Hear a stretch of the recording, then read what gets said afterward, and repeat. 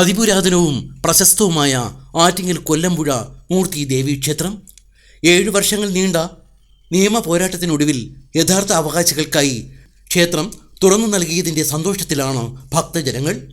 യഥാർത്ഥ അവകാശികൾക്ക് നൽകാതെ ക്ഷേത്രം കൈവശം വച്ചിരുന്നവർക്കെതിരെ നീണ്ടുനിന്ന നിയമ പോരാട്ടം ഇത് മുനിസിപ്പൽ കോടതി മുതൽ സുപ്രീം കോടതി വരെ നീണ്ടു. 2025 യഥാർത്ഥ അവകാശികൾക്ക് അനുകൂലമായ വിധി. എന്നിട്ടും തടസ്സങ്ങൾ, വ്യാജ പ്രചരണങ്ങൾ. ഒടുവിൽ ആറ്റിങ്ങൽ പോലീസിന്റെ ഇടപെടലോടെ ഇക്കഴിഞ്ഞ 19-ന് ക്ഷേത്രം യഥാർത്ഥ അവകാശികൾക്ക് കൈമാറി. തുടർന്ന് ശുദ്ധികലശവും ഗണപതി ഹോമവും നടന്നു. ക്ഷേത്രകാര്യസ്ഥനായ ശശി പുണ്യചടങ്ങുകൾക്ക് നേതൃത്വം നൽകി. നിരന്തരമായ നിയമ പോരാട്ടങ്ങൾക്ക് നേതൃത്വം നൽകിയ ശശിയേട്ടനെ കുടുംബാംഗങ്ങൾ പൊന്നാടയണിയിച്ച് ആദരിച്ചു. ഈ കൊല്ലമ്പുഴ എന്ന് പറയുന്ന പുരാതനമായ ഒരു ക്ഷേത്രമാണ്. ഒരുപാട് വർഷങ്ങൾക്ക് മുമ്പ് പഴക്കമുള്ളതാണ്. അത് ഭരിച്ച് എൻ്റെ അപ്പൂപ്പനായിരുന്നു ഇവിടെ ഭരിച്ചുകൊണ്ടിരുന്നത്. അപ്പൂപ്പൻ്റെ കാലശേഷം ഉണ്ടായിരുന്ന ആ പുരോഗമനങ്ങളെ ഇവിടെ ഉള്ളൂ. അത് കഴിഞ്ഞ് ഇവിടെ നശിച്ച് അപ്പൂപ്പൻ കഴിഞ്ഞു, അപ്പൂപ്പൻ്റെ മകൻ വന്നു.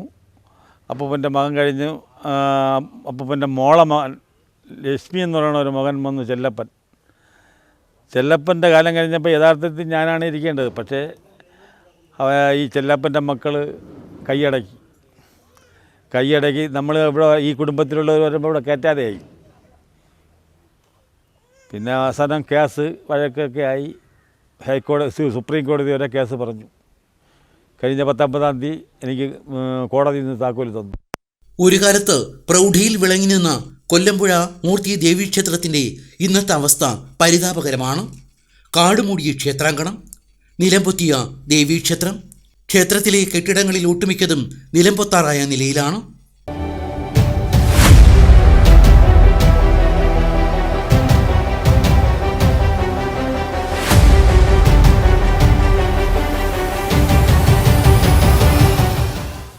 ക്ഷേത്രഭരണം കൈയാളിയവർ കോടികൾ പിരിച്ചു കീശയിലാക്കിയെന്ന് കുടുംബാംഗങ്ങൾ.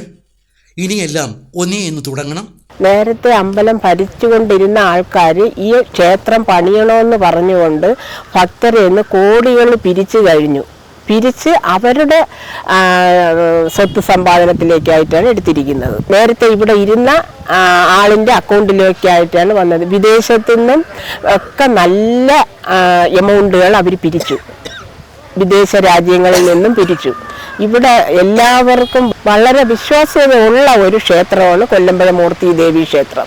ആൾക്കാർ പറഞ്ഞിട്ടുണ്ട് നമ്മളടുത്ത് 50,000 കൊടുത്തു, 1 ലക്ഷം കൊടുത്തു എന്നിങ്ങനെ പലരും പറഞ്ഞിട്ടുണ്ട്.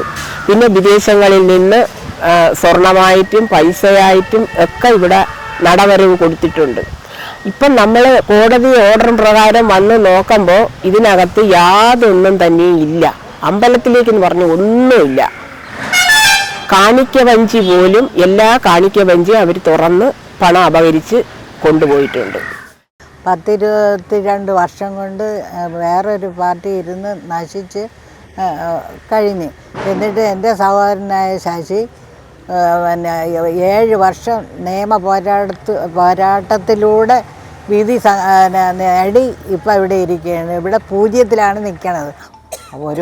ഒരു വക പുരോഗമനങ്ങൾ അവനിരുന്ന സമയത്ത് ചെയ്തിട്ടില്ല. ഒരു ചുറ്റുമതിൽ പോലും കെട്ടിയിട്ടില്ല. ഭയങ്കര വരുമാനമാണ് ഈ ക്ഷേത്രത്തിൻ്റെ പുനരുദ്ധാരണത്തിനെന്ന് പറഞ്ഞുകൊണ്ട് ഒരുപാട് പൈസ ഭക്തജനങ്ങളിൽ നിന്ന് കൈപ്പറ്റിയിരിക്കുകയാണ്.